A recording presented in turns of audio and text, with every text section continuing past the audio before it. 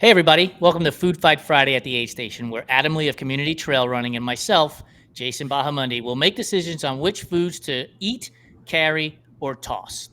Sometimes the food choices are absolutely awful, like baked beans or sauerkraut juice. Other times they make sense, like a flame broiled Whopper or ghost pepper wings.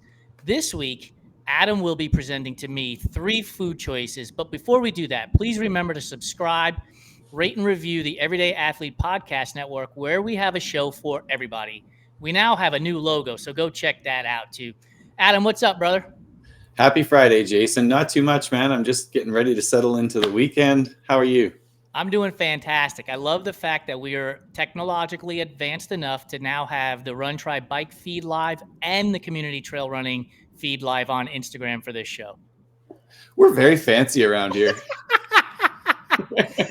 Like I've said many times, you're the kid that I would have been running around with in middle school and high school getting into trouble. And now we know how to press buttons to get a podcast live on Instagram. Yeah, it's a shame for a lot of people that we know what buttons do now, but here we are. You guys are in so much trouble. We even figured out audio issues. Look out. Right? My internet seems to be connected. It's a whole thing. It's perfect. We're Production nailing value through the roof right now. Sponsors, get in while you can. it. That's right. That's right. We're expecting an avalanche of sponsor dollars any day now. Do the Avalanche still play hockey? Are they still a team, Colorado? I'm fairly certain they are. they Yeah. are. Yeah. See that? Avalanche? We just mentioned you like 4 times. The return on that ad spend would be really high right now. Absolutely. People are Googling all the Colorado Avalanche. Oh my goodness, dude. Just the other day, I drove past a car that had an Oilers and an Edmonton Eskimos sticker on it. We live in SoCal. That's amazing. You can't kill that spirit, baby. You can't. And we discovered you put out some research. Again, we're advancing our production value here. You put out some research to find out whether or not the Canadian Thanksgiving or the U.S. Thanksgiving was first. And it was the Canadian Thanksgiving that I think was about 40 years ahead of the U.S., if I'm not mistaken. There you go. I spoke too soon about the internet. We just lost that sponsor. Hey, T-Mobile, help us out. Okay, did you deliver the news then about which Thanksgiving was older? I did. I delivered the news that the Canadian Thanksgiving is older than the U.S. Thanksgiving. And we have to shout out Kylie Morgan. Thank you, Kylie. We wouldn't have the information we have if it wasn't for Kylie, because I know I wasn't going to research it.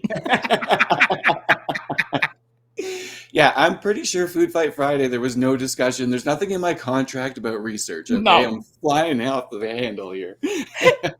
Well, I did have to do some research last week for some Calgary-based food options, but other than that, that's about the extent of the research at this place. And we appreciated all of that research. It was a job well done. Without sponsors, we don't have the budget to go do research. Are you kidding me? That's it. That's it. You get what you get around here, okay? I think we have to say hi to Flowers, who's chiming in on the Restream feed before we keep going here. That's all they have to say, so that's a pretty easy one to answer. Hi. We are killing it here. All right, dude. This time it's your turn to present to me 3 foods. So I'll turn the floor over to you, and I cannot. I'm already chuckling on the inside because I can't wait to hear these 3. Well, I'm gonna start you on a bit of a serious tone this week, and that's because I kind of want to shout out a little bit, and we're gonna do this here, but like a little bit of your new show coming out about mental health. And what's the name of that again for everyone? Enduring Minds. Enduring Minds. So, in the spirit of mental health, the person who I saw struggle the most with in mental health was my dad, but he made 2 great meals that I loved, and then 1 snack that I get a kick out of to this day that just it's hilarious. So I thought in the spirit of the mental health and enduring minds and thinking about my dad, whose birthday would have just passed, we're going to go down that road with what Dad used to make. He was not a cook. He would have never told you he wants to cook. That was never his thing. So when I would go home for lunch, he was on shift work or whatever, and he was having to make me lunch, the first choice you get, and we're going to say it's a cold weather race. So warm foods would be appealing. It's like the middle of the night too. It might not even, maybe it's just an overnight race. So, but it's dark, it's cold. The food Kind of like what station, you experiencing right now if I look over your shoulder. it's getting darker by the moment out there. But yeah, it's like a well lit, well stocked aid station. There are places that if you even wanted to like sit and be dry while you ate, it's there. So this is a beautiful setup. Okay, so you can enjoy this food however you want. So the first option they have, and I swear I don't know how it's possible, although Sheena would tell you it's the science of someone else making your food always tastes better than when you do it yourself, because you don't see the ingredients, so you don't know what to expect, and then the taste is more of a surprise. Whereas when you do it yourself, you know what it is, so you expect already what it should taste like. There's my quick tangent. Dad made the best toast and tomato sandwiches, just like white bread with mayo and tomatoes sliced thin, salt and pepper. I don't know how he did it, but they were the best sandwiches. And then the second one that he would make is also a sandwich, but it was soup, and it would be tomato soup with Tabasco sauce because he wanted to make it spicy. And then tuna sandwich to dip in there. So tuna sandwich and tomato soup, spicy tomato soup with Tabasco. And then the third one, which is the snack, which just get a kick out of because it's a slice of processed cheese with, do you have HP sauce in the States, like steak sauce? Yeah, A1 is what we would call it. There you go. So just like processed cheese, A1, fold it in half and slam that back.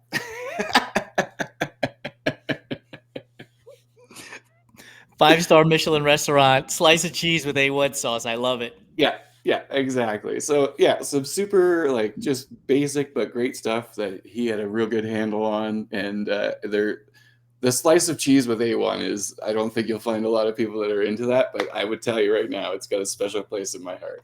Well, first of all, I love the connection to all of this, to your dad and the Enduring Minds podcast. It makes it even more special.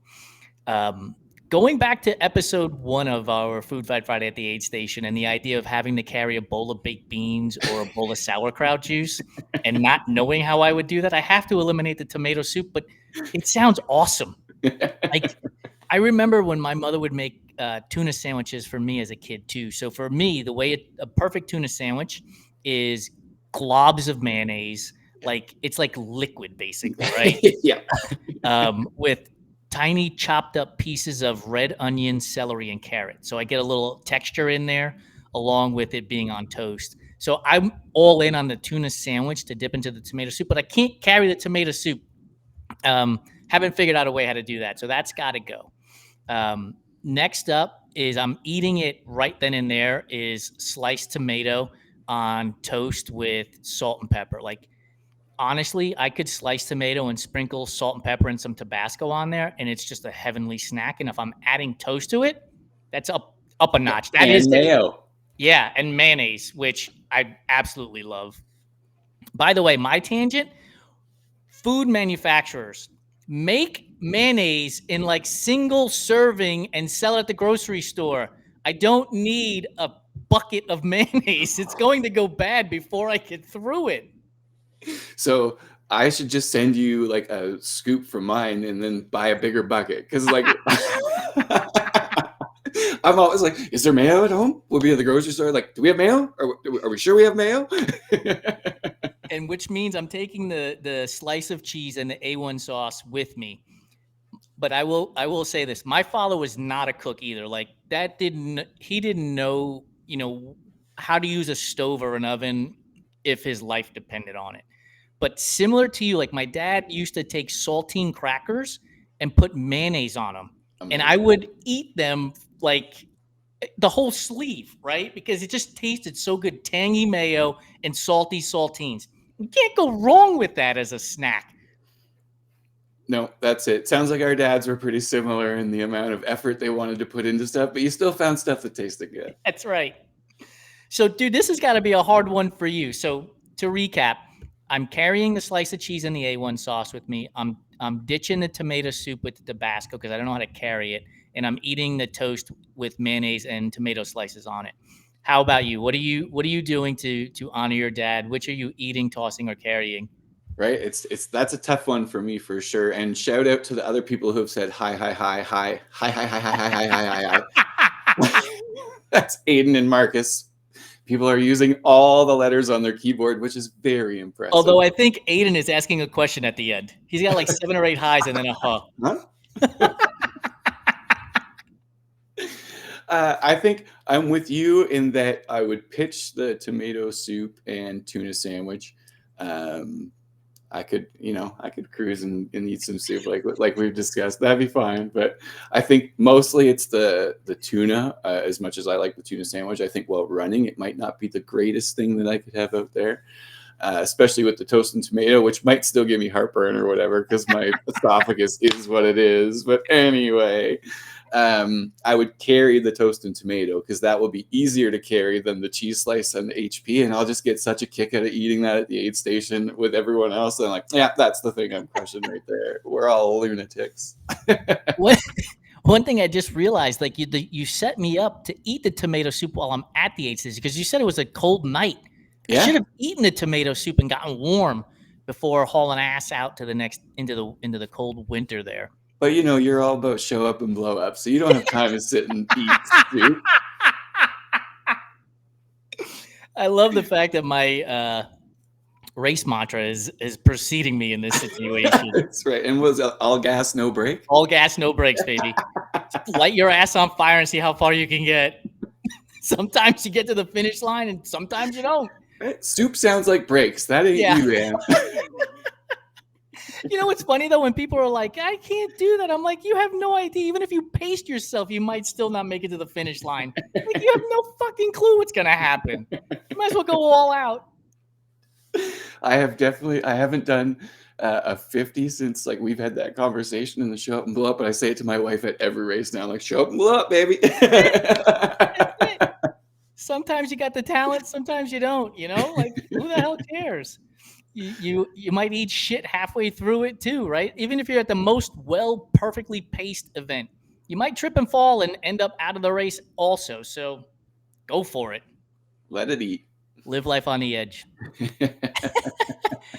Adam, thank you so much for joining me. Folks, we will be back here in 2 weeks, the day after U.S. Thanksgiving, which is actually younger than the Canadian Thanksgiving. Thanks to Kylie for figuring that out for us. And I'm sure we'll have some sort of leftover conversation for that one where I will be presenting to Adam 3 food choices to eat, carry, or toss. Thanks for joining us on Food Fight Friday at the Aid Station. Check out the Everyday Athlete Podcast Network wherever you get your shows. Goodbye.